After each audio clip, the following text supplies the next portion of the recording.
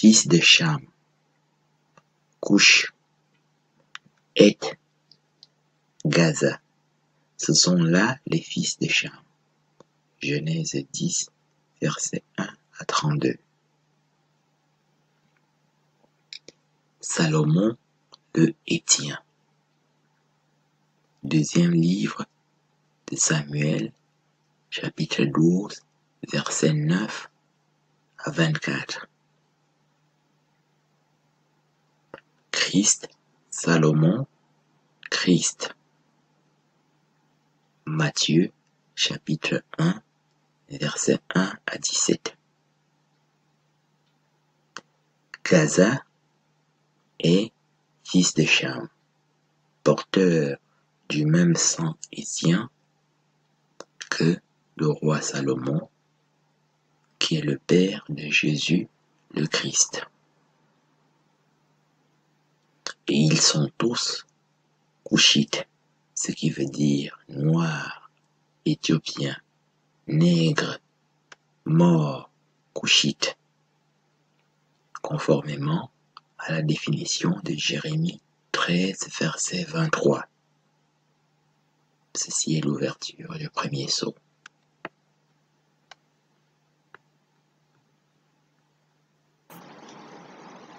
Madian, Gaza.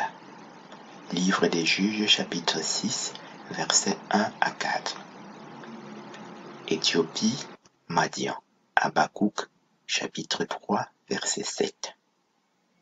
Gaza est madianite et éthiopien, encore appelé Cush. Ouverture du deuxième sceau.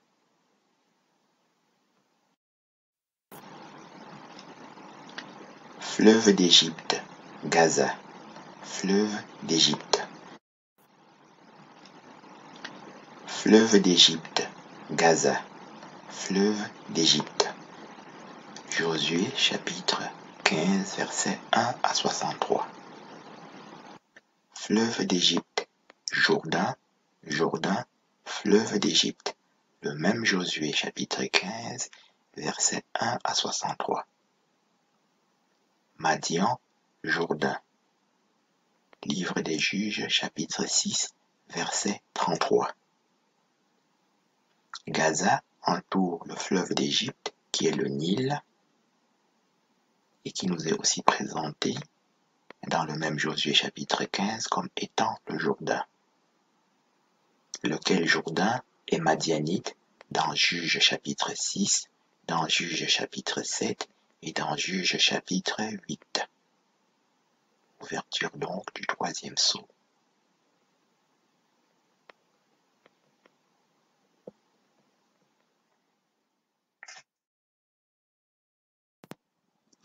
Trois conclusions fermes apparaissent de ce premier sceau.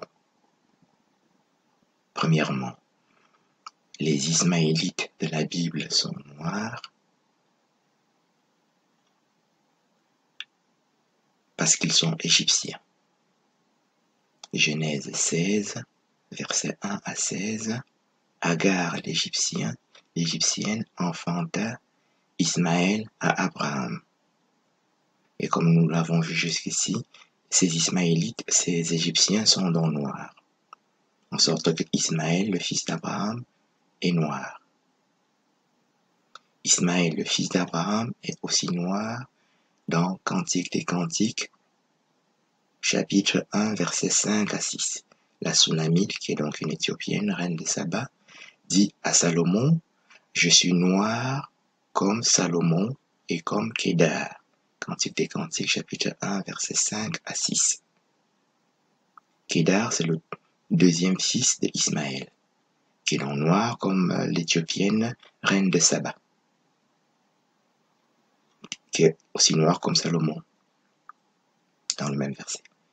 Troisièmement, les Ismaélites de la Bible sont encore noirs parce que ils sont fils d'Abraham et on vous lit dans Genèse 25, versets 1 à 2, Abraham enfanta Madian.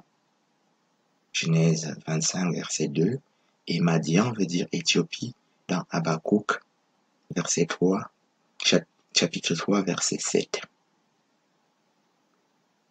Et les Ismaélites de la Bible sont madianites, ce qui veut dire donc éthiopiens.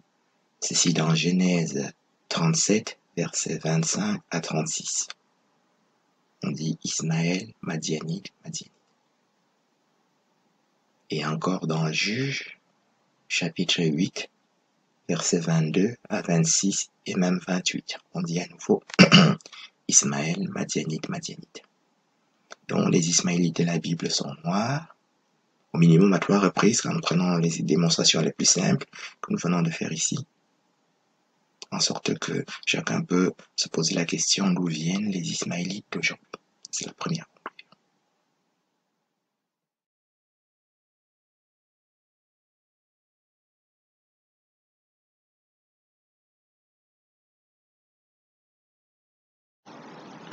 Éthiopie, le nom de l'Éternel. Isaïe, chapitre 18, versets 1 à 7. Éthiopie, le nom de l'Éternel. Encore dans Sophonie, chapitre 3, versets 10 à 14. L'Éthiopie est le nom que l'Éternel Dieu s'est donné lui-même dans sa préséance. Et Psaume 83 nous explique que les 3 antéchrists, qui sont les 3 fausses religions, qui sont donc des loups, pillards, amalécites, déguisés en brebis, leur complot vise dans un premier temps, la première étape du complot vise à effacer le nom de l'Éternel. Psaume 83, versets 1 à 19. Ça, c'est la deuxième conclusion à tirer du premier saut. Dieu s'appelle encore les fondations du paradis dans le deuxième livre d'Esdras, chapitre 6, verset 2, qui sont les mêmes portes du paradis que l'on trouve dans Apocalypse 21, versets 9 à 22, et dans le deuxième livre d'Esdras, chapitre 4, et même encore dans Jean chapitre 10, versets 7 à 10.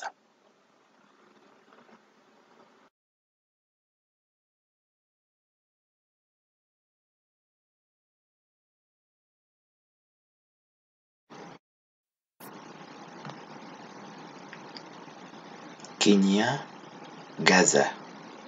Livre des Juges, chapitre 1, verset 16 à 18. Madian, Séphora. Exode, chapitre 2, verset 15 à 21. Femme éthiopienne. Nombre, chapitre 12, verset 1. Gaza et Kenya. Dans Juge, chapitre 1, verset 16. Y définit comme étant le beau-père de Moïse. L'épouse de Moïse, qui est Séphora, est madianite, ce qui veut dire éthiopien dans Habakkuk 3, verset 7, que nous avons vu dans le deuxième sceau, et qui veut dire aussi femme éthiopienne dans Nombre, chapitre 12, verset 1. Gaza est donc éthiopien au sens littéral, au minimum à 2 reprises jusqu'ici. Ouverture du 4e sceau.